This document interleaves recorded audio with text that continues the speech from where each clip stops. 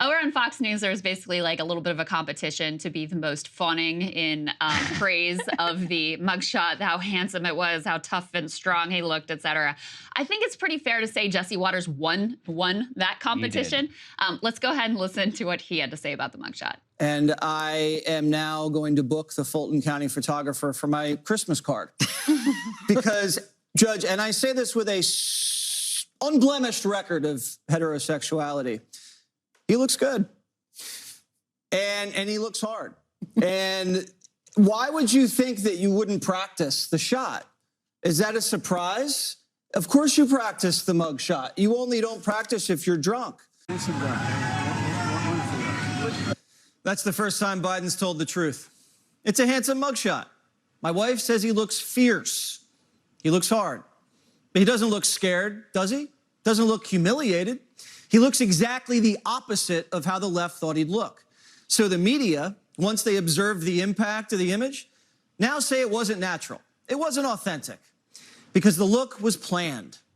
Unblemished record of heterosexuality there. Yes. His wife says he looks fierce. Jesse says repeatedly he looks hard. What do you think, Saagar? I'm just like, how many times do we have to say it, my man? I mean, like, what exactly are we trying to do here? It's just... Can't people just, like, kind of judge for themselves? Yeah, let people...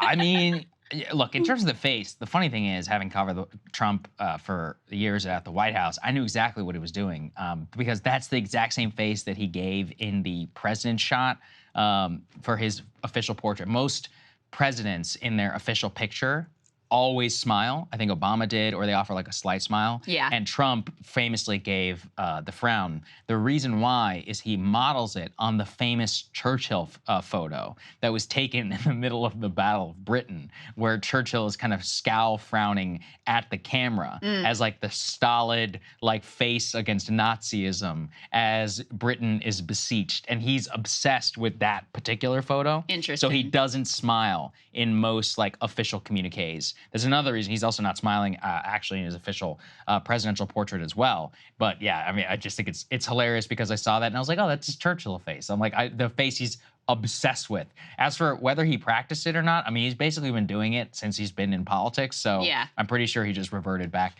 to the norm. Listen, if I was going to be in a photograph that like literally everyone in the entire planet was going to see, I would probably practice that face Obviously, as well. Yeah. So yeah. You got to plan these things out.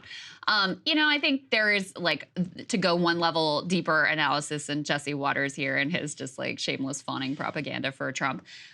Fox News, led by Rupert Murdoch, obviously wants to move on from Trump. I'm talking today in my monologue about how they're like really into Nikki Haley and all the Fox and Friends people were like talking about how she owned Vivek and how much they love her and she's so great and all her terrible neocon views are so amazing and wonderful. And the Wall Street Journal has now published multiple post-debate editorials fawning over Nikki Haley as well. Like Rupert Murdoch previously really wanted to go all in on DeSantis. There's still rumors about he wants to get Glenn Youngkin in the race. Like he wants to move on. And there's a lot of Republican elite media figures who really want to move on. But you can see in moments like this, I mean, their audience is so enthralled with Trump, you're just never going to be able to really turn that ship. And whatever ability Fox used to have to really guide the Republican masses towards the candidates and policies and direction that they wanted to move them in, it's just not there anymore. I mean, you've got a much more fractured media landscape. People have a lot more choices. And Trump has a much firmer hold on the hearts of the Republican base than previous presidential candidates or other GOP politicians ever did. So, you know, they can't even like kind of get all of their hosts rowing in the same direction, let alone their viewing audience.